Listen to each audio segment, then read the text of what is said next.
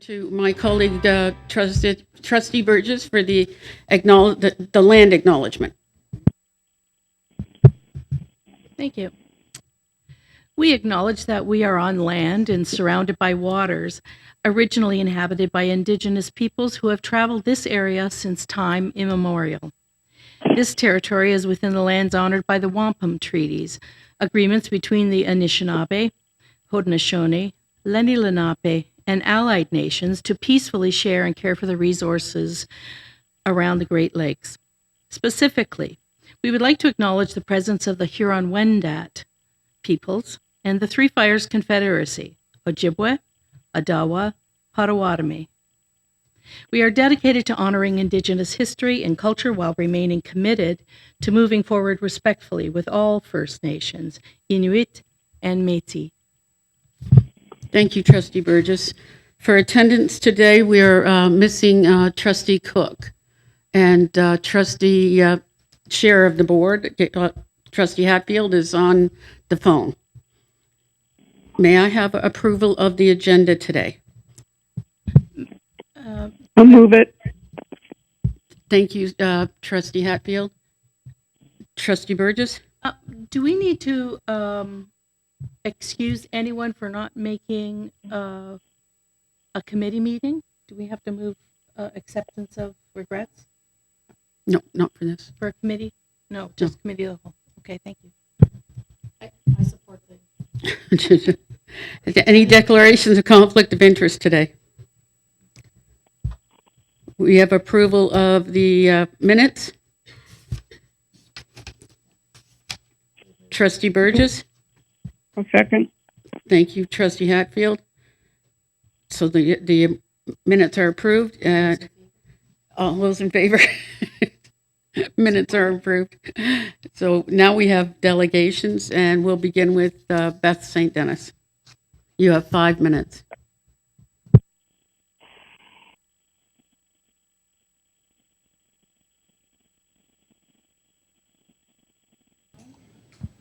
Hello? Okay, perfect. Thank you. Good evening. My name is Beth St. Dennis. I am a Christian woman, a mother, a godmother, and a lifelong resident of Windsor. Tonight, I'd like to address an issue that is deeply concerning to many parents and guardians, the current Gender Identity and Expression Regulation RAD 65.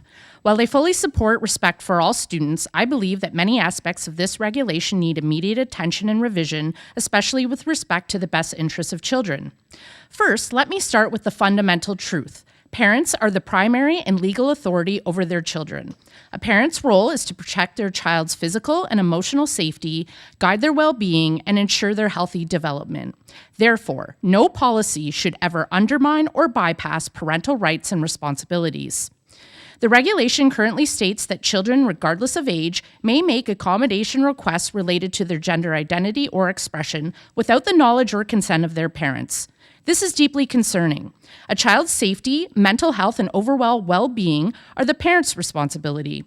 If a child is allowed to make significant decisions without parental involvement, we risk not only eroding the parent-child relationship, but also potentially exposing children to confusion, psychological distress, and even exploitation. This policy contradicts the well-established principle of parental authority and could harm children by bypassing the safeguards that come with parental involvement in their decision-making process. While it's vital to support children, this support must never come at the expense of disregarding the parents, who are tasked with the responsibility of guiding their children through life's challenges. Second, the regulation mandates that students have the right to access washrooms, change rooms, and even sports activities based on their lived gender identity, regardless of their biological sex. We must consider the safety and well-being of all children involved. Allowing boys into girls' washrooms or change rooms presents risks that need to be fully addressed.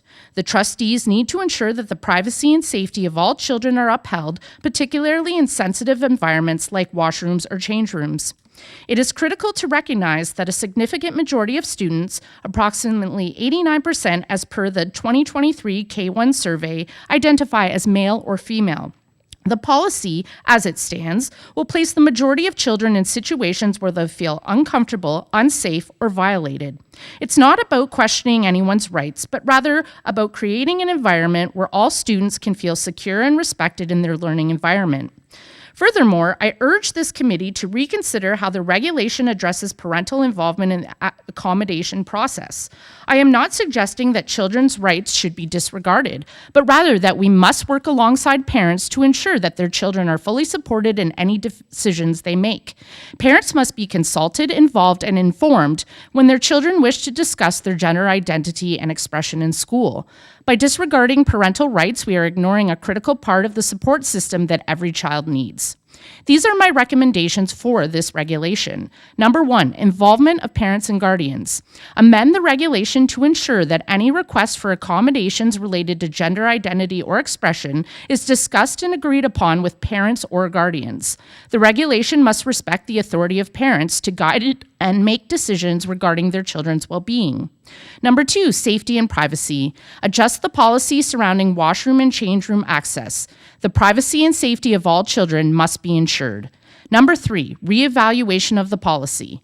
Given the complexity of these issues, it is important to periodically review the impact of this regulation. There must be a transparent process in place for gathering feedback from parents, students, and educators. I strongly urge the board to release the feedback already submitted by the public on this regulation and allow for a more robust and open discussion on this matter.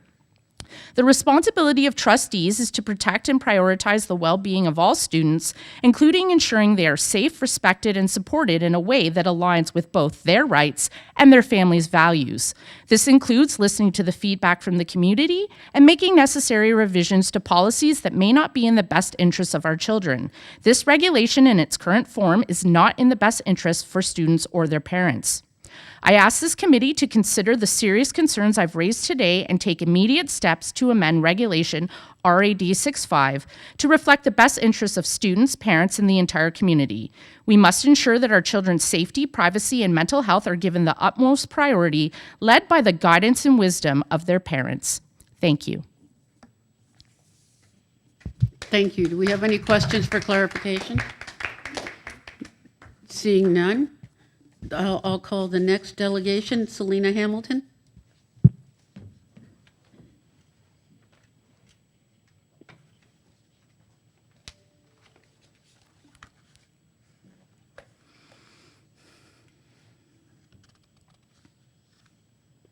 Your 5 minutes starts now. Thank you. Good evening, members of the Policy and Bylaw Committee. My name is Selena Hamilton, and I'd like to address item K on tonight's agenda. A motion to amend the GECDSB Board Governance Bylaws, Section 6.3.6. The motion proposes to change the verbiage, request must be received a minimum of 48 hours prior to the commencement of a standing committee meeting or a previously scheduled committee of the whole meeting, to read, quote, request must be received by noon the Friday prior to the commencement of standing committee meeting, etc., end quote. The rationale provided reads, quote, currently delegations have up until 5 p.m. Sunday prior to the commencement of a standing committee. Standing committee agendas will be posted on the board website the Wednesday prior to the meeting date. This allows the same amount of time for individuals to sign up to be a delegation during business hours, end quote. Currently, the agenda for Policy and Bylaw Committee meetings is typically posted on the GECDSB website between 12 noon and 5 p.m. on Friday. This may explain the reference to posting the agenda on Wednesday, but that timeline isn't formally codified. So why is the agenda posted on Friday now? The answer lies in an intersection of policy and practicality. According to Section 5.15.4 of the GECDSB Board Governance Bylaws, agendas and related materials must be provided to trustees at least 72 hours before a meeting. For a Tuesday evening meeting, that deadline falls on Saturday at 5 p.m. Whoever sends GECDSB office hours are Monday to Friday, 8:15 a.m. to 4:30 p.m., staff must finalize and publish the agenda before the weekend begins. That is why Friday afternoon becomes the de facto posting time. If the delegation request deadline is to be moved from Sunday at 5 p.m. to Friday at noon, then Section 5.15.4 should also be amended to reflect that agendas and related materials must be provided to trustees at least 149 hours before a meeting. That's a significant shift, and frankly, it doesn't roll off the tongue. Alternatively, tonight's proposed revision to Section 6.3.6 could include a commitment that agendas and related materials will be made publicly available online by noon on Wednesday, prior to the meeting. That would align the delegation deadline with actual access to the agenda.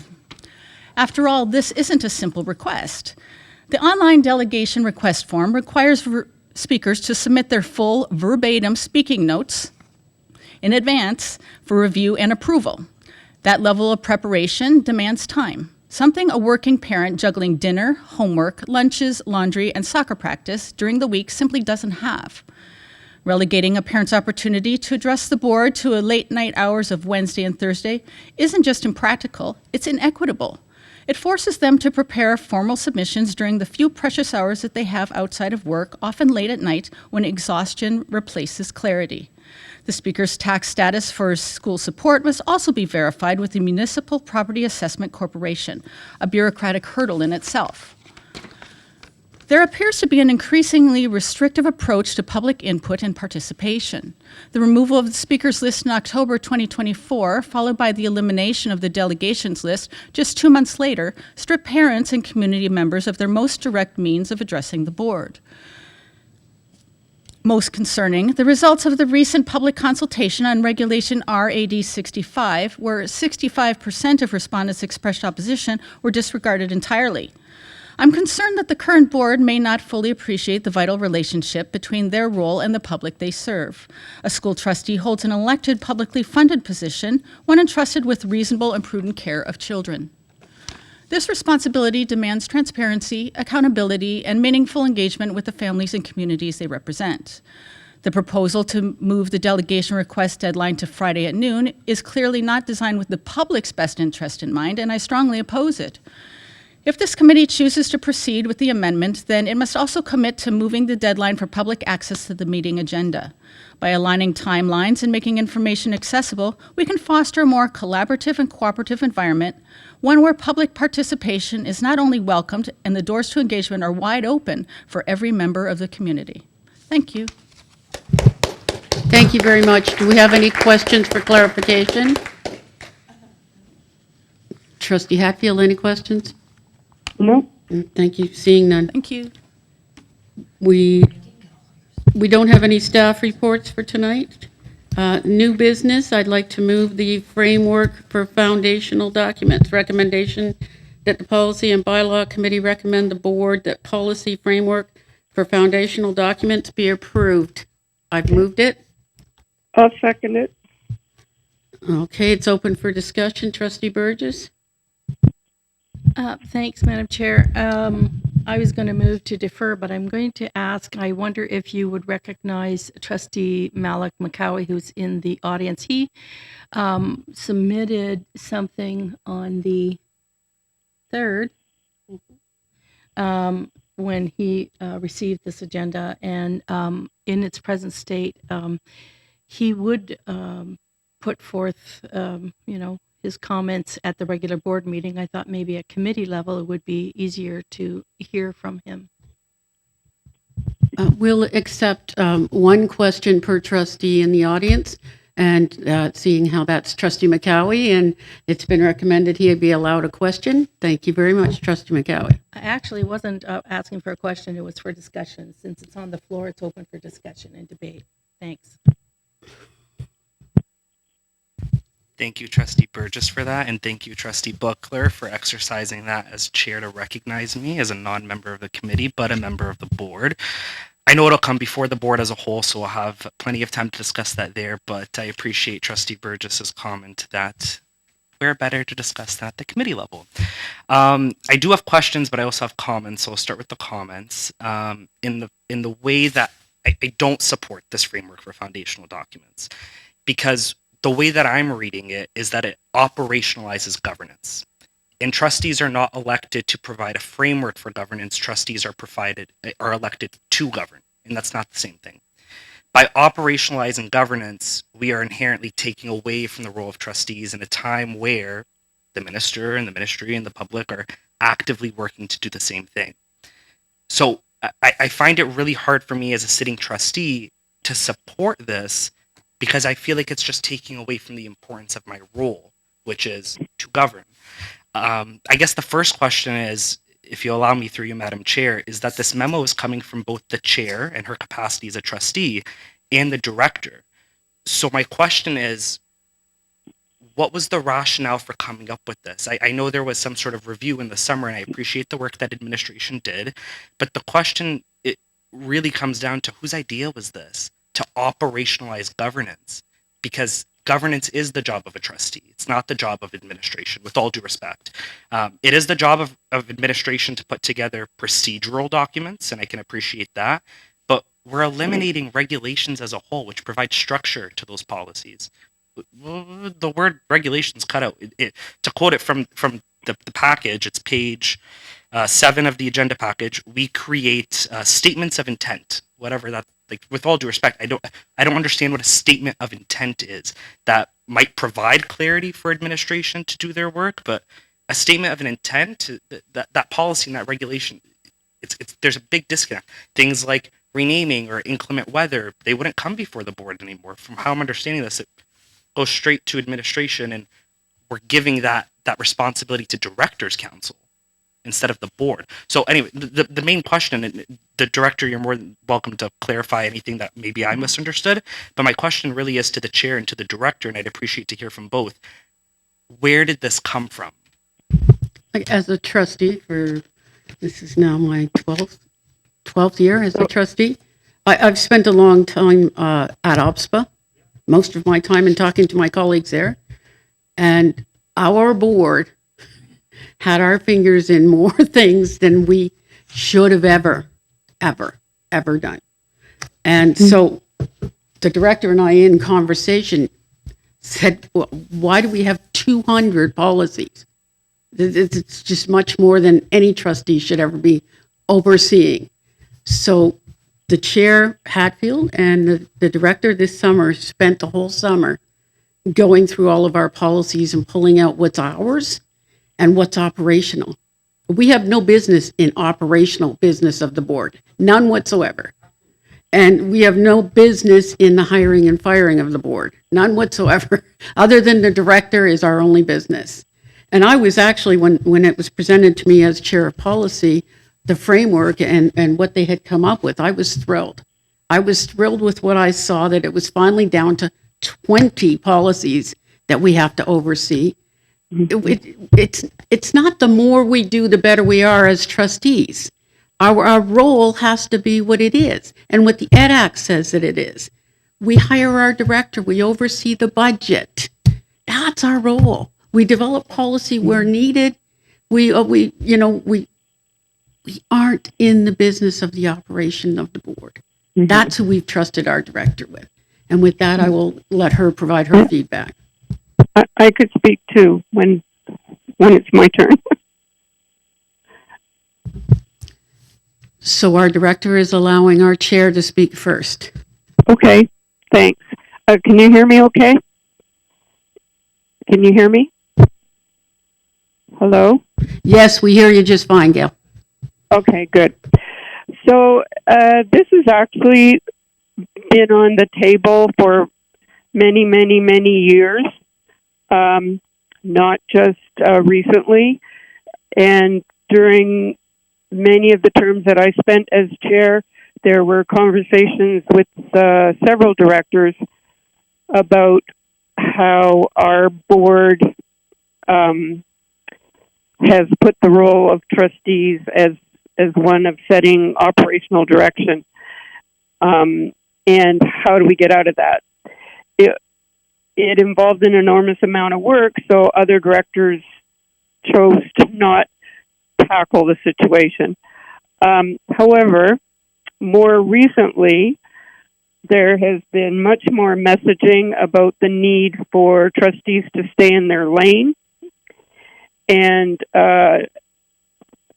Trustee Buckler, you've been really good at explaining how our board prefers to have their finger in every aspect of what our board does operationally and as governance.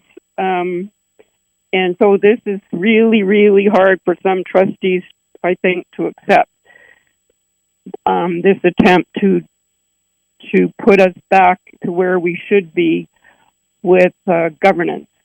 During the summer, for those that completed the mandatory trustee training, it came up many, many, many times that there's a need right across the province for boards to sort themselves out between governance and operations, and trustees need to move out of operations, because a lot of boards do what we do, and it's not necessarily the way it should be. During the summer, Melissa spent, I think it was Melissa, anyway, the director's office spent considerable time talking with other boards, some who are currently undertaking this exercise, but with others, we were able to confirm that the number of board governance policies is, on average, about two dozen, as opposed to 200.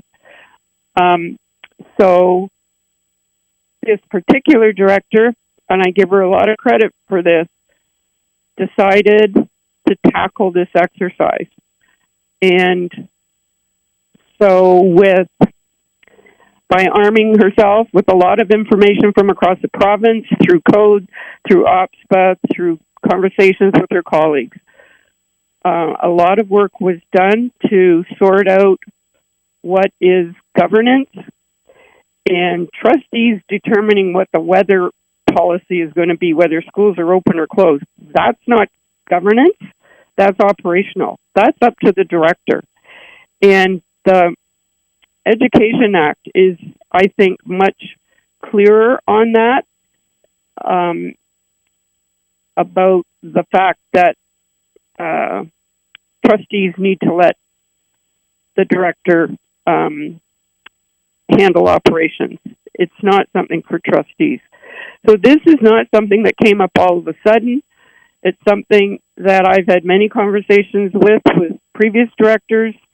It was a big barrel of work, and for one reason or another, and then COVID came along, so it just, and I think we were on the brink of maybe starting this work, and then COVID came along, and then that threw everything out of whack. So this is nothing new, except for the fact that we had a director who was willing to take it on. And I think that it's a very appropriate recommendation. We all need to stay in our own lanes. That is, the director needs to be able to run the schools and everything that goes along with that. And the trustees are those that govern according to the policies that are listed here, which are 100% governance. So I think this is a long time coming for our board. I think it's a huge change. I think it's going to be very difficult for some trustees to accept this change. We're not a board that's very open to change. That's my opinion. That's personal. But I take that from experience. And so that I think the first tendency is to be suspicious. You know, well, who thought this up? Like, whose idea was this? Like, you know, I think that tends to be kind of where some people's heads will go when we're talking about something that's a significant change. But when you break it all down and you put it side by side to the Education Act, to all the communications and PD that we get from OPSPA, talking to our own board lawyer, who has commented on this many, many times over the years, Like, why are trustees doing this? Why are trustees doing this? This is all operational. It's something that our trustees just don't like to hear, but I think if we're going to be successful as a board and if we're going to be able to stay in business as elected trustees, I think it's really critical now more than ever that we get ourselves onto the right page as far as governance goes. It's something the minister has recognized about trustees not staying in their lane. And I think a lot of work has gone into this. So I think trustees need to look at it with a very open mind, not a suspicious mind. That's not deserved at all. And this isn't something that came up suddenly. We'll let the director fill in her piece now. Yeah. Thank you, through you, Madam Chair. So I would agree. It didn't just come out of nowhere. It's been a long time coming, having been part of senior admin for 10 years as an SO and 2 as the director now. It's been a long-standing issue. And I'll say personally, we currently have administrative procedures that are not available to the public. I completely disagree with that and have disagreed with it since I started in the role. This allows for those to become public, so far more transparency for our parents and our community, and perhaps that got missed. I'd also suggest that we don't look at the framework and the policy revision separately, because the two go hand in hand, and when you read through them, governance policies will stay as governance policies. Those will remain, and we've been very clear about that. Ministry directives, those are mandated by the ministry. We have no choice. As the director, that's my job, unless it specifies that trustees should be involved in it, which would then come forward to the Policy and Bylaw Committee. If you look at our current policies, and Trustee McCowie, you mentioned about regulations being removed, I'd recommend that you look at other boards, and our policies and regulations are actually backwards compared to what everybody else has across the province. That's very clear. When you look at anybody's, we're actually out of sync with those. So this gives an opportunity to actually clean that up finally. And the chairs mentioned it. We all participated, all trustees, should have, because it was mandated. And the director participated in the governance modules, which were clearly delineated what the responsibilities of trustees in terms of governance and operations, and that the role of the trustees is to monitor and evaluate the effectiveness of policies.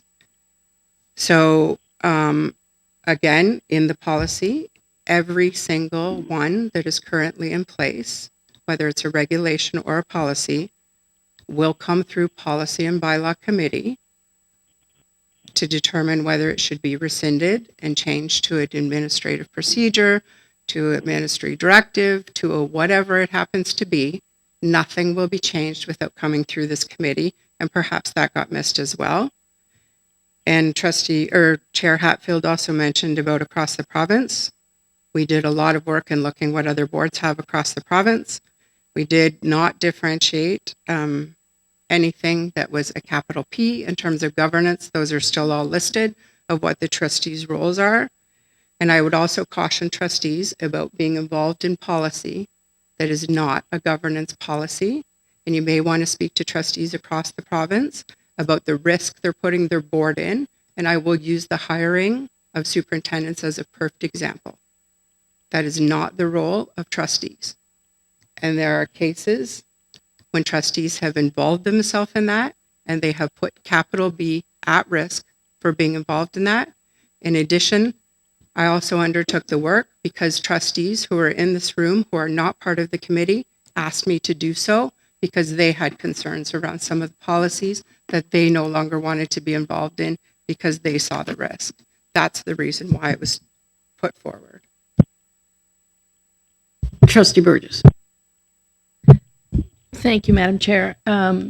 So as somebody who's been on policy committee for many years on and off, locally and provincially, I want to I want to clarify my perspective if I could, because I heard some things that I thought were a little disturbing. I don't ever want to think that we raise suspicions. I think that if we have questions, no, through you, Madam Chair, I hope that we never raise suspicions. We raise points that we don't understand. We have questions, whatever. And at committee level, I think this is the place. I'm happy to hear that any changes that need rescission or reclassification or amendment or whatever will continue to come through this committee. We are in a 2-year term, so that means that, we'll be seeing this till the end of this term, so that we'll be seeing every single one, how this it gets implemented.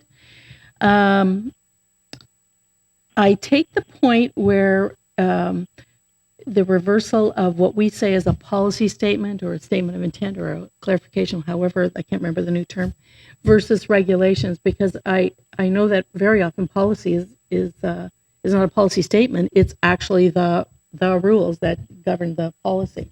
So the regulation thing has always been a little interesting to some people who say, well, what, isn't that the policy? Well, no, it's a regulation. So I can see that. But I want to make sure that the questions, because this started with a question from somebody who's not on the committee, but who will speak to it at the board meeting.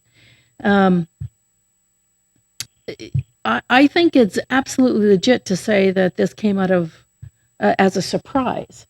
I'm not going to say that this wasn't a long drum roll of many years and that COVID didn't intervene and all the rest.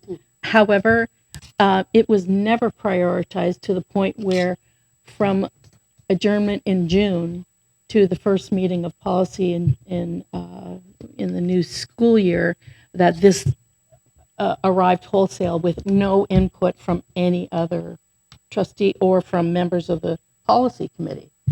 Very, very unusual. So, so I don't think we can pass judgment to say that if people are resistant to change, it's just a whole lot all at once. And it's a culmination of something that obviously there's a whole lot of work here. But I would say that 75%, 80% of the board didn't know it was happening. So I'm glad to hear the clarification that there's been a lot of thought, put into it, and that there are things, even though as robust as this is, that didn't come out, like legal vetting of it all, and that I want to put a fine point on the tenor of provincial governance as well, and how that has shifted from all the previous chats about, do we need to do this? Should we do this? Is this our role? Where is governance? How's governance? All the governance modules, the whole thing. The fact is the scrutiny of how we define governance and the risk that we take in some of the things that we still participate in as trustees are being seen followed up. They're being, there's action being taken. So I think risk assessments on everything should be discussed on all of these things. And I don't think that's been made clear either at all. So anybody who isn't at this committee, anybody who hasn't read this agenda, anybody who hasn't understood their role, will not understand the gravity of that. So I think that there has to be some better discussion about this. And I was going to defer because I honestly think that the gravity is there, that I think we need to really look at each one. This is a lot to swallow at one go. But I won't defer to this. I think that we should be prepared, though there might be some discussion at board level. So I won't defer. I really don't want to support, but I will support for it to be discussed at the regular board meeting, because I think that there has to be more rationale attached to it. I think the rationale is there. I absolutely think there is. But because I just heard some that would have made reading this a lot more palatable. So I think that as a board, we need to hear that collectively so that we feel confident that this is a way. It's a sea change, maybe a long overdue one, but it's a sea change, and getting an agenda even a week before is a lot. So that's my thought. Our director has one more thing. Sorry, I just wanted to add another thing in terms of the policy and the regulation. Currently, they're two separate documents. There is a proposed template that it would go into one document, so we're not getting rid of it completely. I think Trustee McCowie, you insinuated that we're getting rid of regulations. It would all go into one template because of the way that they currently are. They're two separate when some of them are one sentence. It would be incorporated into the template if we could ever get to that point. I'm going to allow Trustee McCowie the question that's just killing him right now. Because you're saying there's a template, but maybe I'm just missing it. Because in this policy proposal, it seems that trustees, the board of trustees, is only responsible for the policy, which is defined as a statement of intent. So, like, what does that mean? Like, am I sitting here with my colleagues and we sit in a board meeting and we say, here's a 3-sentence thing, here's a statement of intent, let's delegate this to directors council. And if that's not the case, that's fine. But this is not prescriptive enough. So, like, Trustee Burgess, I appreciate that you would support this to get this to the board level and you wouldn't defer it. But as written, I wouldn't even defer it. I would adamantly vote against it because the way this whole thing is written, I mean, there's more red than black in here. It's basically a whole new document. And I'm sorry, we could stand behind the argument that a lot of it's just renaming foundational documents and there's new definitions to be thrown in there, but these are pretty significant. It's more than just semantics. I'm all for separating governance from operation. I, more than anyone, can agree with that, I feel like, with the new perspective on the board, with all due respect to everybody else. But this does a lot more than that. This operationalizes governance. And there's this discussion about in the summer, the director and the chair had this review of our 200 plus policies. Where was the consultation with trustees?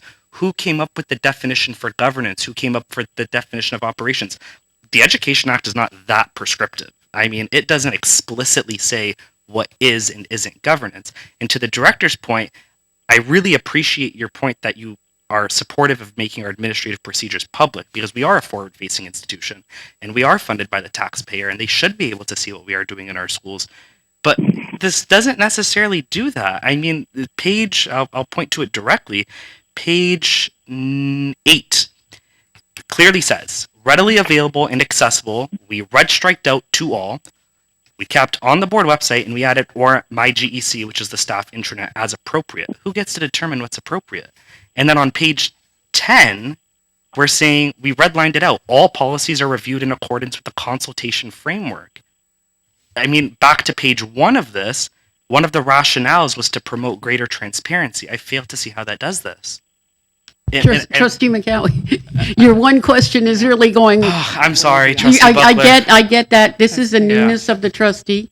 I will allow the director one final I have nothing. reply. She has nothing to say. Okay, I appreciate the responses. Thank you very much, Trustee McCowie. So it's been moved and seconded. Is it supported by Trustee Burgess, as she noted earlier? I will support it because I think it needs to be discussed by everyone. I wish we had a bit more time, even before October 21st, to have some more rationale. But perhaps the board meeting there could have, I know it's more work, but to capture a little bit more of the support that went into these many red lines so that we can understand it. If I could ask one final question, just a final question.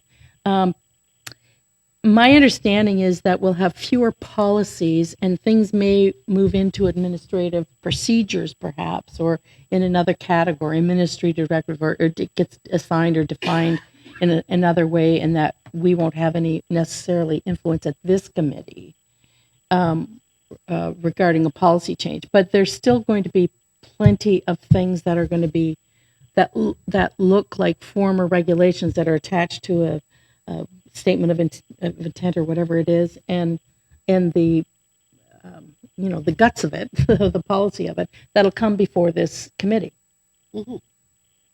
for adoption, amendment, rescission, something or other. Is that Am I getting that wrong? Because I'm trying to understand the logistics of it. Through too. you, Madam Chair? Yes. Yes. Okay. Then I'm going to voice a concern.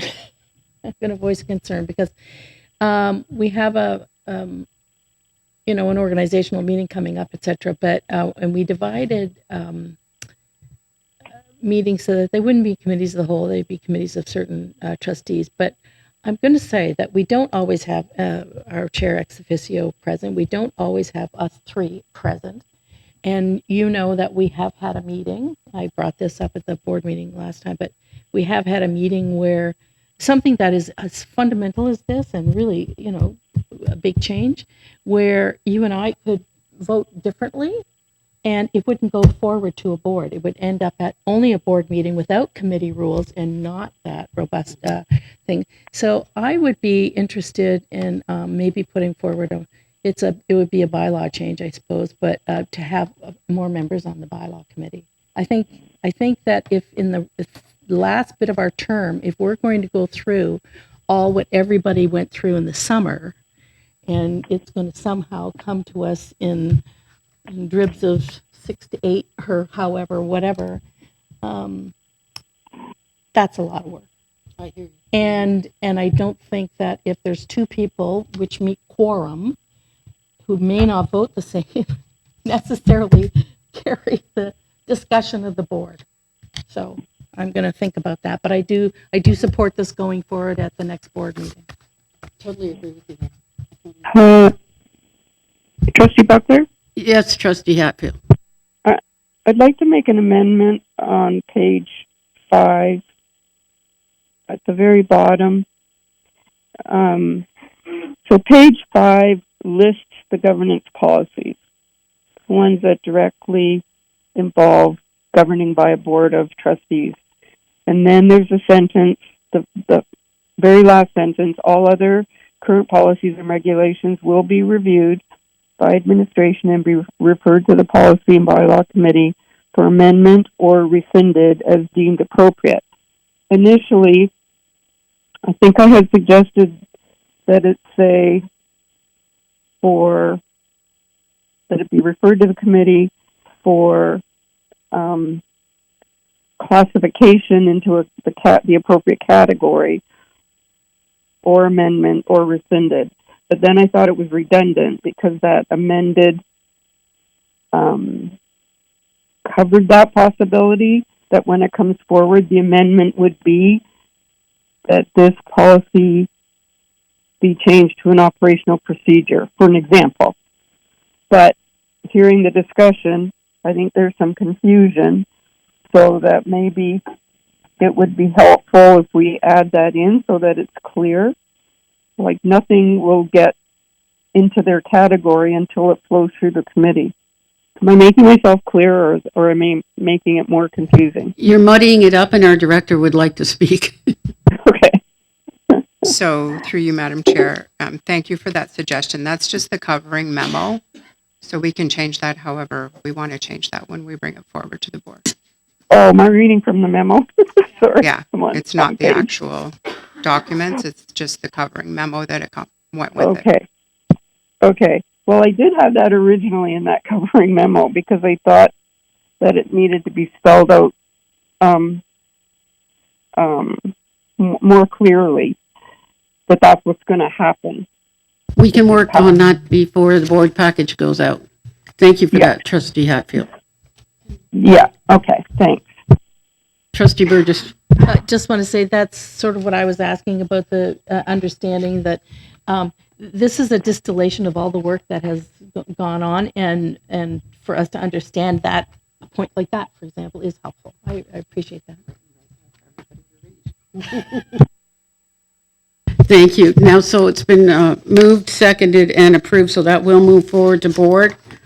With that, we'll move on to I2, the recommendation that policy and regulation recommend to the board that policy and regulation, health and safety, workplace violence, and workplace harassment be approved. I'm moving it. I'll second it. Trustee Hatfield is approved by Trustee Burgess. She's just checking her notes. So you're going to approve it? So that's approved to move before the board. The recommendation that the Policy and Bylaw Committee recommend to the board that the Policy and Regulation Performance Appraisal Director of Education be approved. I'm moving it. I'll second it.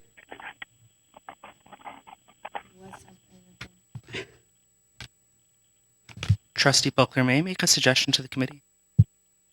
Not from the audience, no, thank you. Trustee Burgess. Thanks, Madam Chair. So I did have something, and I would move an amendment and see if it lands anywhere. On our page 19, page 1 of 4 of the regulation as it stands. I mean, I understand that it might look differently when we reformat it or whatever, but so under the performance review process, I noticed that board chair has been struck to obviously say chairperson of the board. And then the performance appraisal committee shall consist of the following trustees, and the new names for the new committees have been changed. And then the chairperson of the board will chair the committee is the default for the performance appraisal committee. This is the establishing of the DPA committee. And in the rubric that follows on another page, on 23, I noticed that the DPA committee by July 30, this is, depending on for a full evaluation cycle versus the others. The DPA committee is convened July 31st to August 15th. The DPA chair, the task is the performance is shared with all the members of the board of trustees, the DPA chair. And then by August 15th, the chair of the board provides written notice to the Ministry of Education. I think that it's the duty, I do see it as the duty of the DPA chair, but I think the default for it to be the chairperson of the board is a default we don't need. I think that we need to determine the chair of any committee as per Robert's edition 12, and the committee will determine the chair. The chair of the board will always be the one that liaises directly with the ministry to make sure that, on behalf of the entire board, that we've met our what we need to meet. And indeed, the chair of the board may be chosen by the peers who make up that DPA committee. But I think as an automatic default, I think that we should, on the underneath performance review process, just up from the bottom in number 1, establishing the committee, I think it should say the chair of the DPA committee, where it says the chairperson of the board will chair the committee. I think that the committee will determine the chair at their very first meeting, as we do with all other committees. So through you, Madam Chair, that was existing language. I know, and So what are you asking? I'm looking for an Specific. amendment to amend, strike the words, the chairperson of the board will chair the committee, and replace it with the director's performance DPA committee will determine the chair of their committee at their first meeting.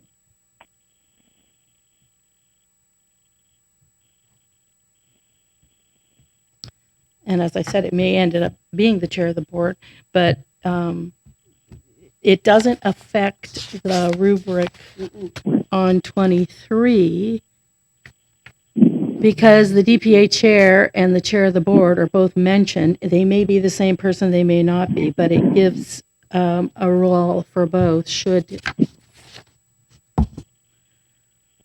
but the chair of the board obviously has all the final stuff and directly with the ministry. So I just would like to know why, your reasoning why it's important to allow the team to select a chair rather than it just automatically you know who your chair is. Right. Because with every committee of our board, the committee selects its chair, and the default to an executive model has been growing and growing and growing in our board. And I think that we already have at our, at our org meeting and amongst ourselves as peers, we make the decision to select the chairperson of the board, the vice chairperson of the board, the chairperson of the Learning, Equity, and Wellbeing Committee, the chairperson of Finance and Facility Services. And any of these things are for not only this board, but every board going forward. There will be different people filling these roles from board to board. They bring different skills to that. And if somebody has like an incredibly, fabulous background in something or other, and the peers decide that they want it to be chaired where they choose somebody else to be chair of the board, that it could be two people. I think that in every case of when we have a committee, Makes sense. the committee chooses their chair. And I think that it should align with that. Okay, I will support your amendment. We'll call a vote to it. I'll speak against it. I'd like to speak to it. Okay, Trustee Hatfield. This isn't a committee that's structured like all our other committees. So there's no reason why the chair needs to be elected from among the committee members. This is an executive committee. This is a committee that is formed by the persons in particular positions. And it is the chair of the board that works most closely with the director. And having gone through the long form of the director's performance appraisal process, that included the 360 input, I think it required the experience of a chair of the board. It required the experience of someone who works closely with the director.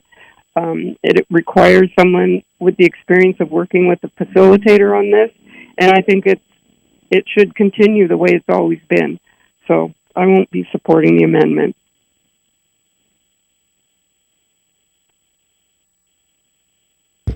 Okay, this moves forward though with the amendment with 2 to 1. So on the main motion with the amendment, all in support. Opposed.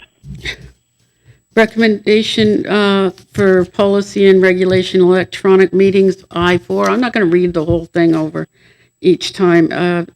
I move this. Do I have a seconder? I'll second it and I can speak to it. You want to speak to it as well? Sure.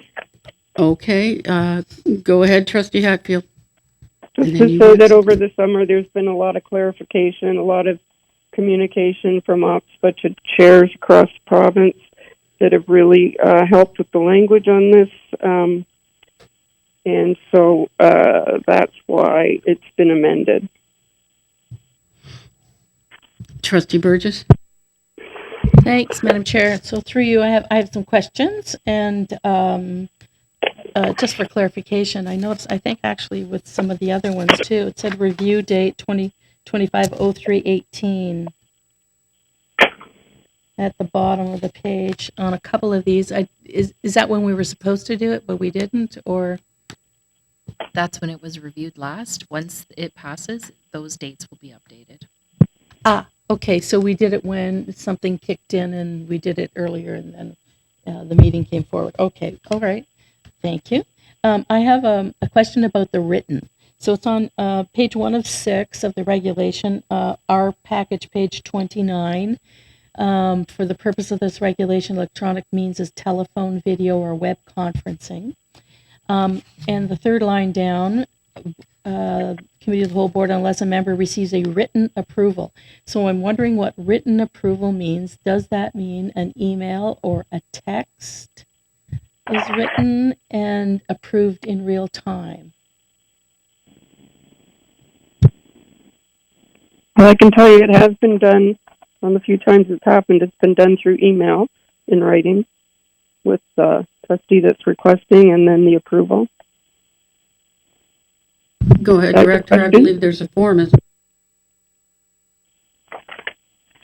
Sorry, I didn't hear that. Nothing that was wrong. Is a text okay? I'm just wondering if something is, somebody's in a place where they've got mobile data, but they can't get email or something, or I don't know. I'm just wondering, do we need to spell out, since if you don't get some of these things, it creates vacancies. Do we need to be really fine point on this?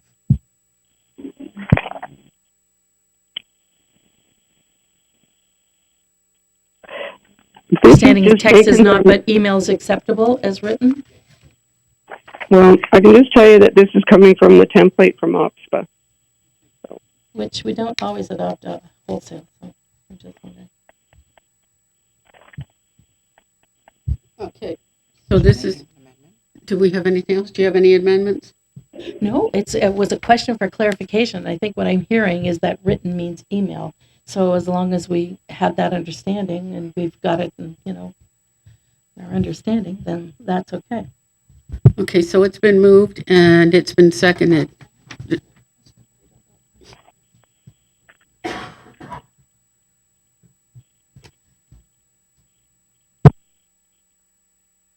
And I think I'm just confused at this point, but unauthorized trustee absences. Clause 2281E does not apply to regular committee of the whole meetings, special board meetings, or special committee of the whole meetings. Underneath unauthorized trustee absences, A, the last, page 29, same page, sorry. I haven't left the page.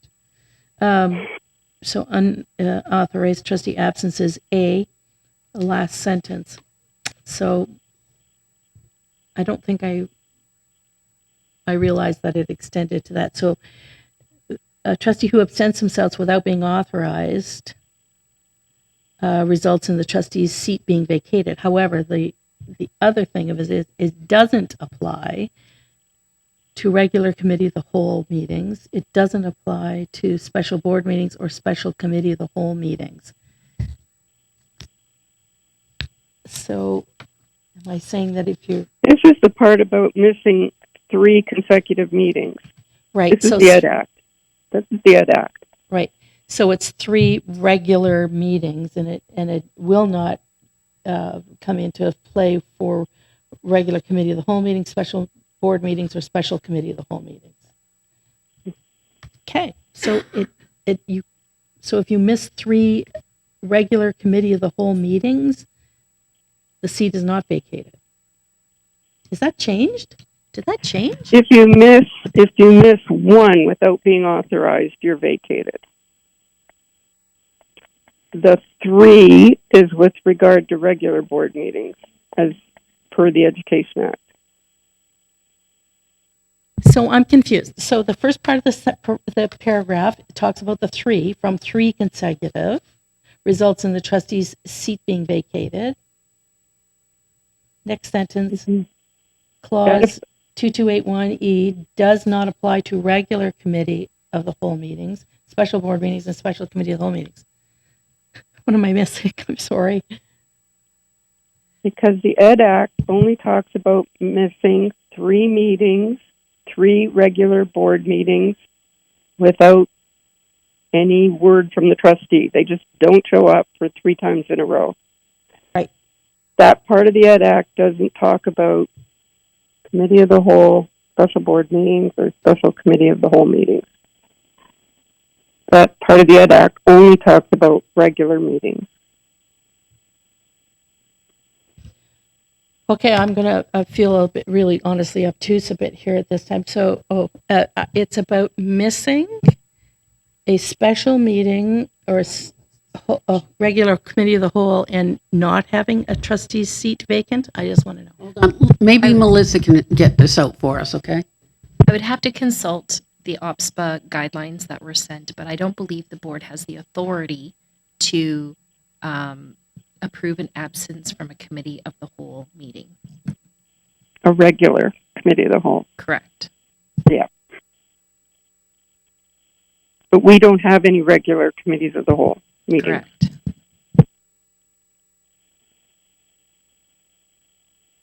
But we do have special. We can have special. So I'm Correct. just looking for it because it hasn't happened, and it says 3. But my understanding is if you missed even one, that you didn't have authorized, and you didn't meet you weren't in person. You didn't meet electronically. You didn't get authorization. That you'd be going. Whoops. So.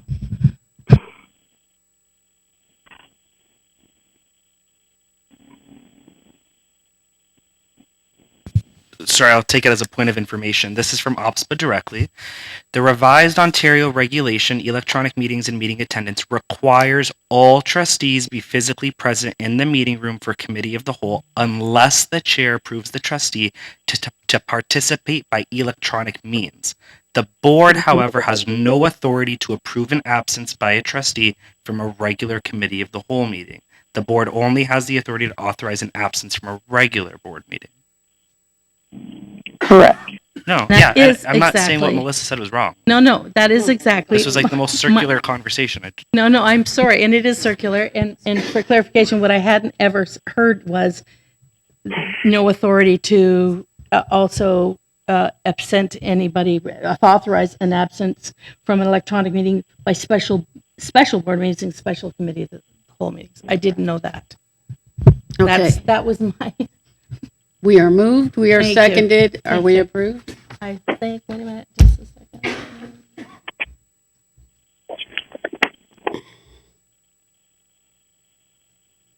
There were no amendments, correct? No, none I so was far. looking at it. I was looking at it. Oh, One more clarification. let me make sense of it here. The trust has some authority to the vice chair of the board, but the vice chair is not available.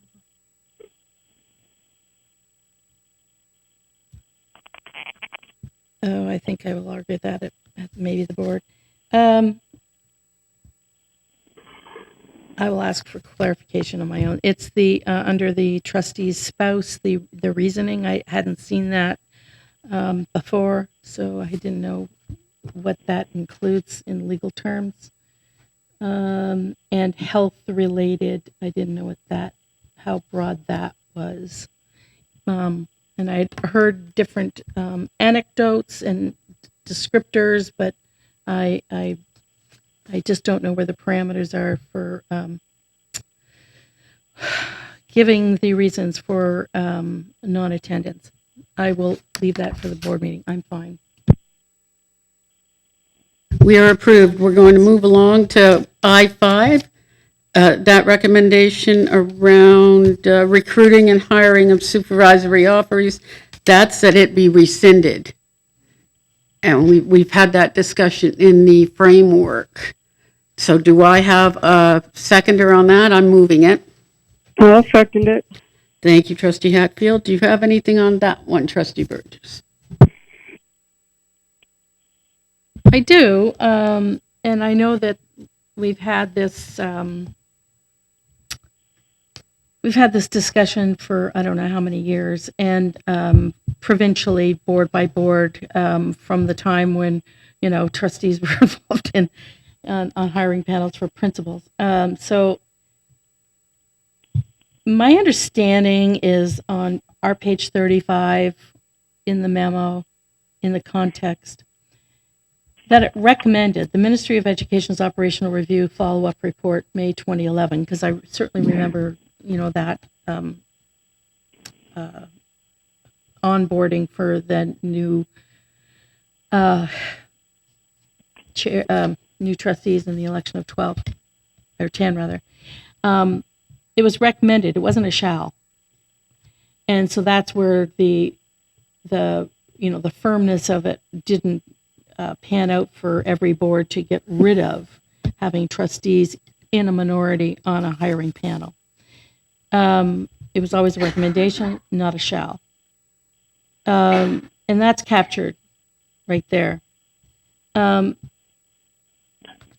I would just say that I know that there have been trustees along the way that were more prepared and more maybe able with that HR backgrounds, with understanding human rights, with understanding interview processes, with understanding, analysis and all of that stuff, more prepared than others than to be on that panel. The idea of just simple rotation never made sense to me.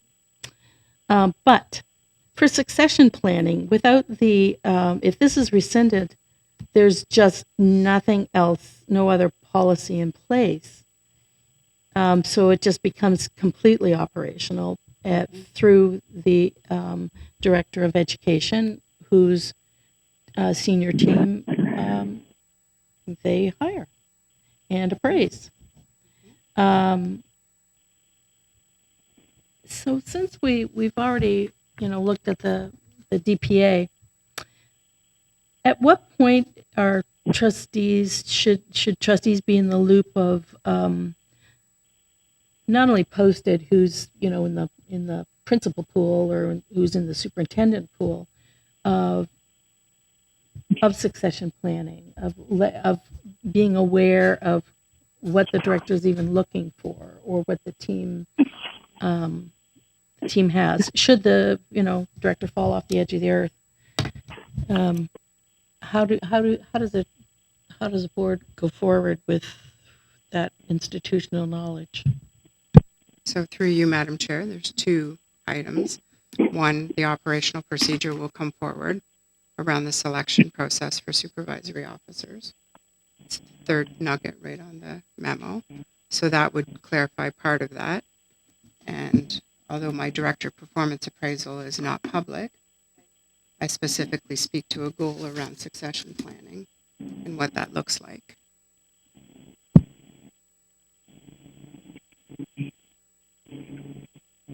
Can I comment? Absolutely.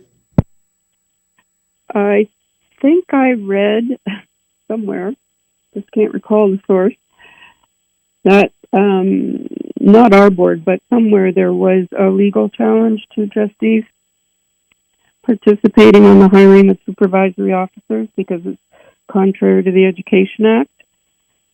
And I believe at some point it came up in conversation with Sheila McKinnon as well. But anyway, it's about staying in our lane. And that's why this is being brought forward.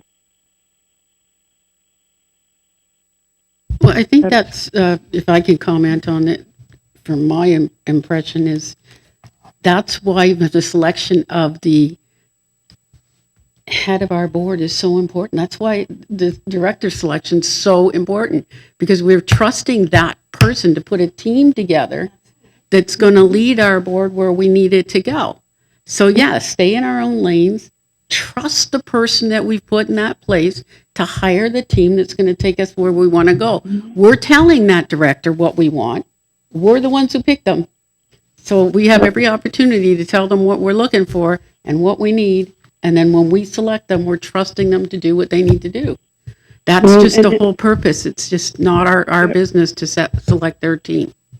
Right. And then it plays into the director's performance appraisal as to whether or not they're doing a fine job of it or not. But The director wants to get in one more word.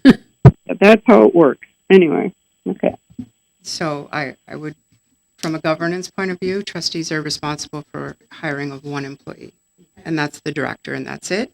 The director is responsible for the hiring or termination of every other employee of the board.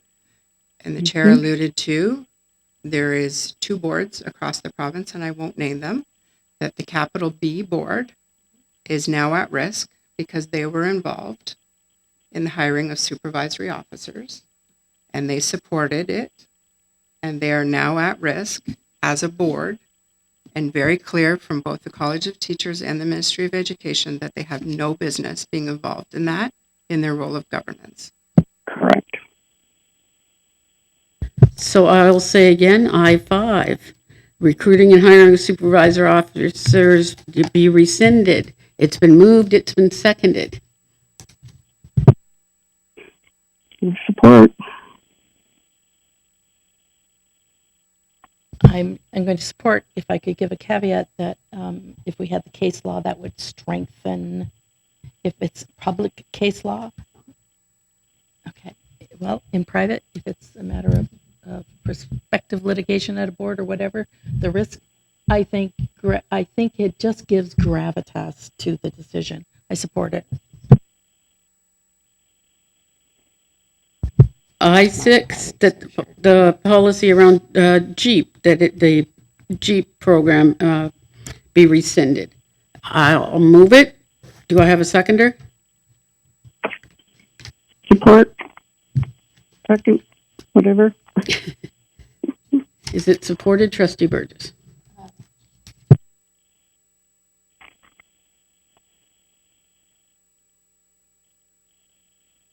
I think it's almost moot because I think we've moved on and we have a position. Yep. We don't have any employees that are working in Jeep, so. So we have no trustee motions for this evening for consideration. Trustee notice of motion that the Policy and Bylaw Committee give notice of the recommended amendments at the next regularly scheduled board meeting. We have no announcements tonight. Wait a minute, I have an item. Where are you going? Wait a minute. I'm on L. Well, what happened to K? We went. Oh, I read it. I just read it. Oh, it's a notice of motion. Sorry. Notice of motion.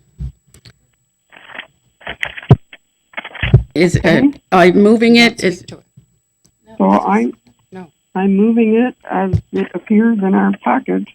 okay? You can speak to it. No. No, just a notice of motion. L, announcements. None. We're going to adjourn.